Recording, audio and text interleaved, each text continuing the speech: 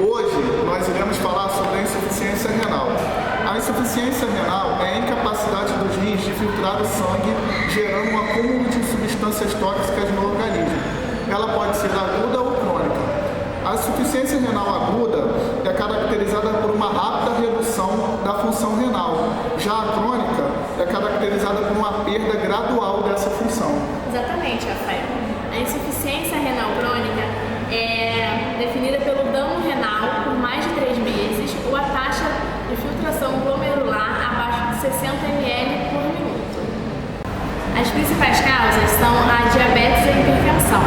Como uma doença progressiva e reversível, nos estágios iniciais tem um tratamento chamado tratamento conservador, visando principalmente a nutrição do paciente. Nos estágios finais é denominado de substitutiva renal e consiste na diálise ou transplante renal.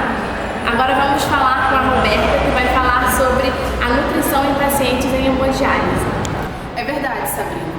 A alimentação dos pacientes em hemodiálise deve ser equilibrada, assim também como pacientes saudáveis, porém com um cuidado maior.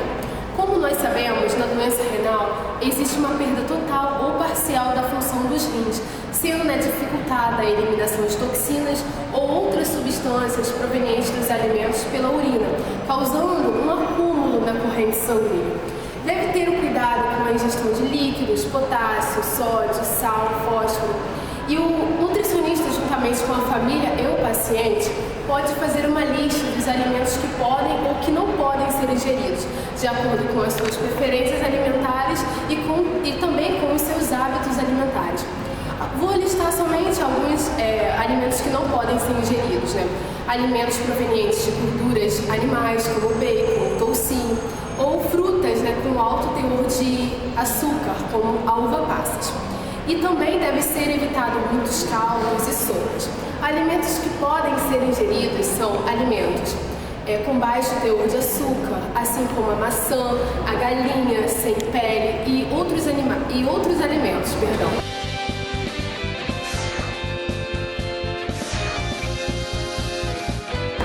Você sabe, Sabrina, quais são os sintomas da insuficiência renal? Não, Rafael, quais são? No início pode ser assintomática, mas com a progressão o paciente apresentará náuseas, vômitos, falta de apetite, cansaço, fraqueza, coloração pálida da pele, hálito semelhante à urina, redução da diurese, risco aumentado de sangramentos, alterações cardíacas e do estado mental, como modificação na personalidade, podendo evoluir até a morte. Bom saber, Rafael, o pessoal de casa ficar atento. Agora vamos diretamente de Niterói com Maiara. Bom dia! Hoje eu vou falar sobre a terapia renal substitutiva, mais conhecida como diálise. A terapia renal substitutiva é um tratamento que substitui a função dos rins nos pacientes que apresentam falência da função renal. Existem 2 tipos de diálise, que é a hemodiálise peritoneal e a hemodiálise. Hoje nós vamos focar na hemodiálise. A hemodiálise é um tratamento que substitui a função renal através da passagem de sangue por um filtro dialisador capilar impulsionado por uma máquina. A hemodiálise é realizada 3 vezes por semana, em sessões de duração de aproximadamente 3 a 4 horas. Mas o que é necessário para realizar a hemodiálise? É necessário via de acesso vascular, a máquina de diálise, água tratada, dialisador capilar, que é o filtro, a solução de diálise, é o dialisato e o anticoagulante. Agora vamos falar dos tipos de acesso. Os tipos de acesso podem ser o catéter duplo lumen, catéter tipo PMK e a fístula arteriovenosa. Vamos também falar sobre a máquina de hemodiálise. A máquina de hemodiálise consiste em uma bomba de sangue, um sistema de fornecimento de solução dialítica e monitores de segurança do circuito extracorpóreo, controle da pressão arterial e venosa do sistema, detector de ar, entre outros. Tudo de forma computadorizada. Agora, ações de enfermagem com pacientes em hemodiálise com Luana e Isabela.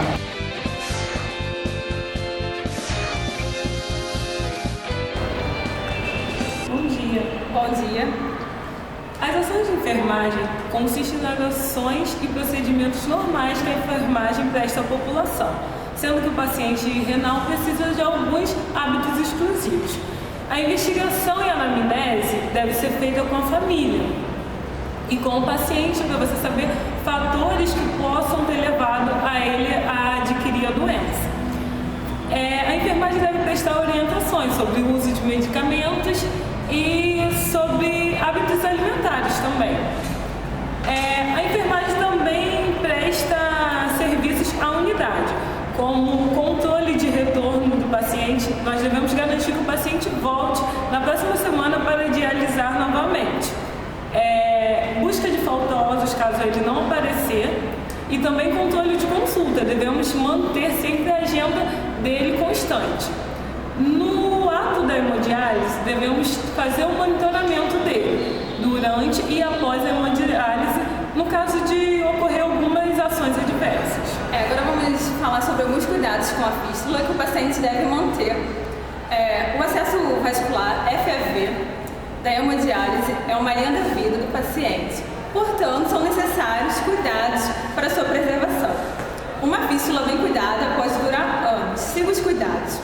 Manter sempre limpo o local, lavando sempre com água e sabonete. Isto evita infecções que podem inutilizar a fístula. Qualquer sinal de inchaço ou vermelhidão deve ser comunicado imediatamente ao médico ou à equipe de enfermagem.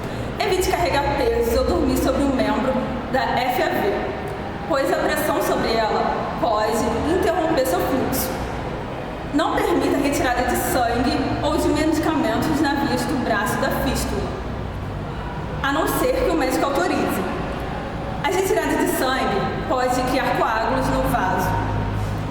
Caso aconteça hematomas, manchas roxas, no caso, após uma ablução, use compressas de gelo no dia e água morna no dia seguinte, conforme a recomendação médica ou da enfermagem. Caso perceba que o fluxo de sangue está muito fraco, diferente do costume, ou que está muito lento, ou que parou completamente, procure auxílio do médico imediatamente, pois este é um sinal de mau funcionamento ou perda da fístula.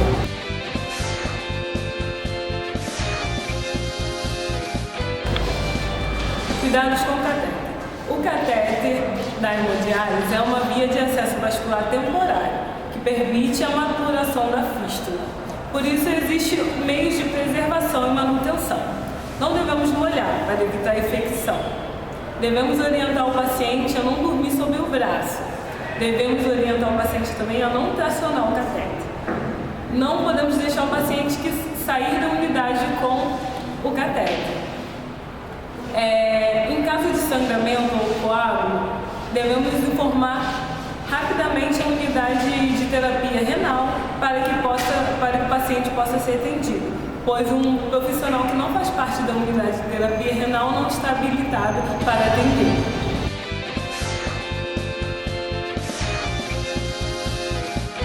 Bom, pessoal, como nós vimos nas informações que foram passadas, para prevenir a insuficiência renal, devemos ter uma boa alimentação, né, Sabrina? Exatamente, Rafael. E ter hábitos saudáveis, não abusar de açúcares, gorduras, sal e evitar bebidas alcoólicas. Agora, pessoal, nós iremos ver uma entrevista que a Ana Lu fez com um paciente em hemodiálise.